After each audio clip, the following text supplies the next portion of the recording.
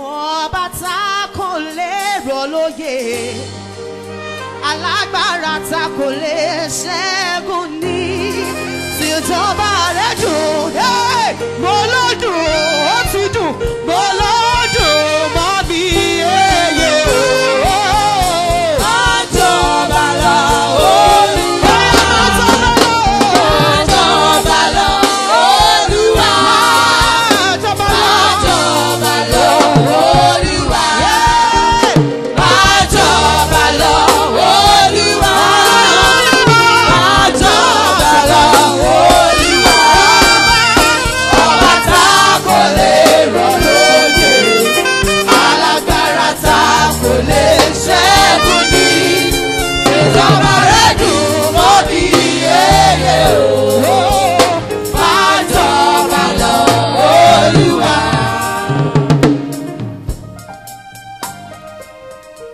Begin to reign in our lives. Begin to ask whatever you want from him. Tell him to reign over your business. Ní kó máa jọba lórí ilé rẹ, kó máa jọba lórí iṣẹ́ rẹ, kó máa jọba ní gbogbo ọ̀nà rẹ. Whatever you lay your hands upon, tell him to reign on it, Lord.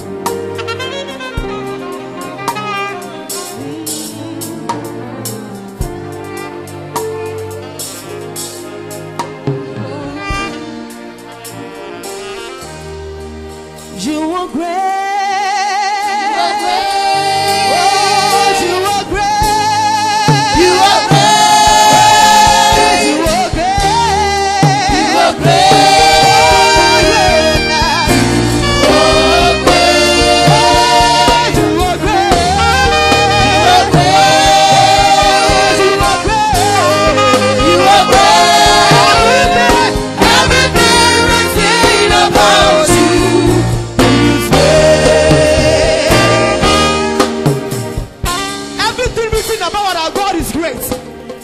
Genesis to Revelation, oh Lord, you are great. Everything I know about you, everything I heard about you, Jesus, it is great. Oh, you are great. You are great. You are great. You are great. You are great. You are great. Oh, yes. You are great. You are great. You are great.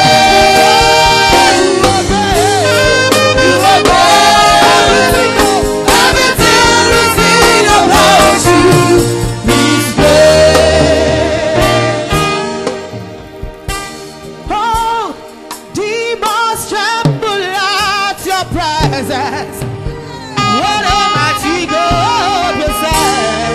What Almighty God we serve. Glory, glory, hallelujah. Glory, glory, hallelujah. Everything, everything, oh, everything we see about you.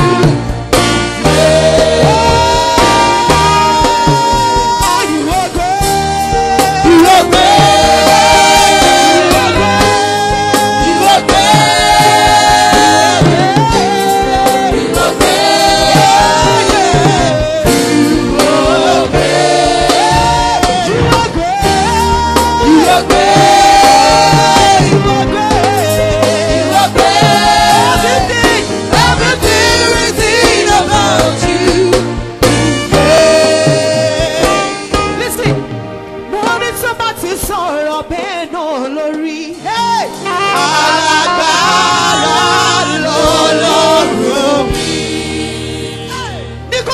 Sínú ayé ẹ ó ní kó ń débẹ̀ pé wọ́n máa bá kẹ́tẹ́kẹ́tẹ́ yẹn bẹ̀ wọ́n dẹ̀ gbà bẹ́ẹ̀ mo ní tó bá ti sọ̀rọ̀ bẹ́ẹ̀ náà lórí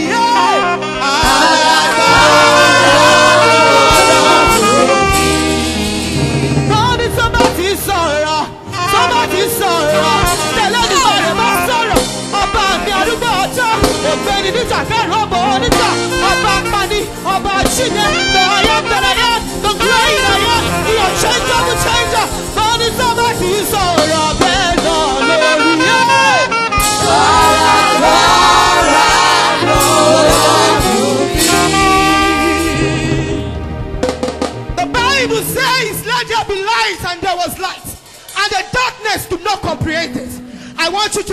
Open your mouth tonight.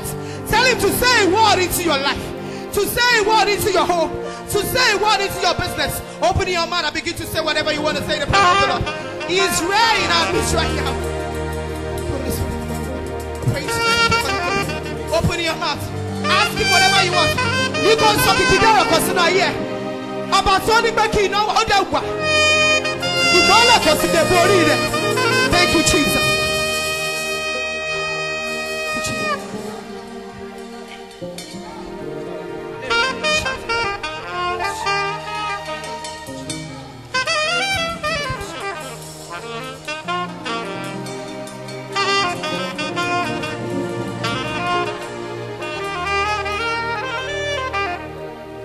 Oh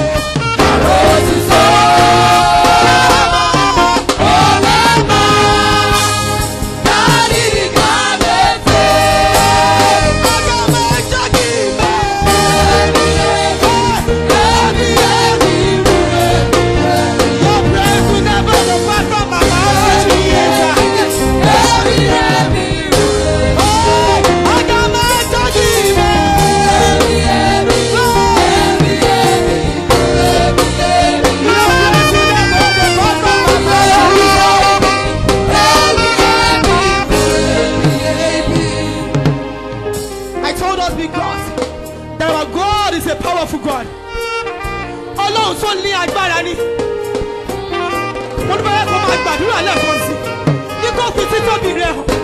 Ní kò fi agbára ẹ̀ hàn. Lórí ọ̀rọ̀ tó wà ní iwájú ẹ̀ yìí. Whatever you're going through now, tell him to show his mightiness. Tell him to show his grace about what you're going through. Thank you, Jesus.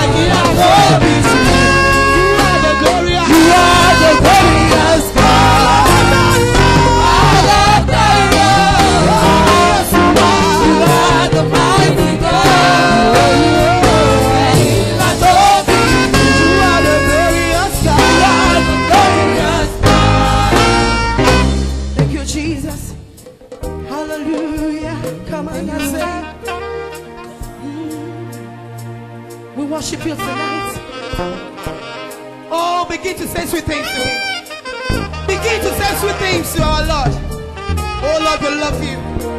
Oh Lord, I appreciate you. Oh Lord, I love you from the depths of my heart. You're a good Father. You're a wonderful Father. Oh Lord, we bless you.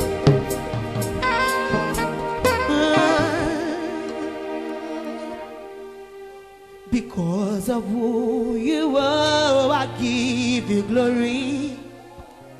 Yeah. Because of who you are, I give you praise. And I'll give you all the praise. Because of who you are, I will lift my voice and say, Lord, I worship you. Because of who you are, Lord, I worship you. Lord, I worship you. Because of who you are, Lord, I worship. Lord, I worship you.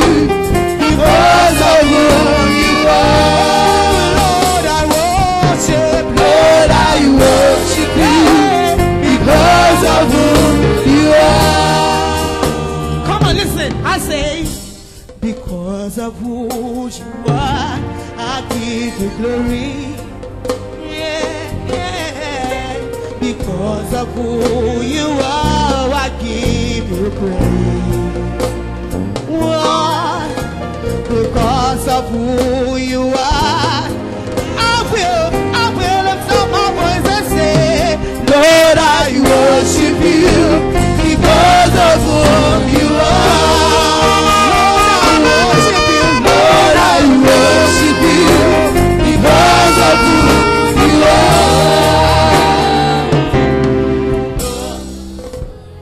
God is going to change some destinies tonight. Can I hear a witness? Hallelujah. Hallelujah. Because you're here today, you won't go home the same way you came here in the name of Jesus. Amen. You are going home with full joy in Jesus' name. Because you are here to express your love to God. love you in return in the name of Jesus. Listen. Destiny changer. You are the destiny changer.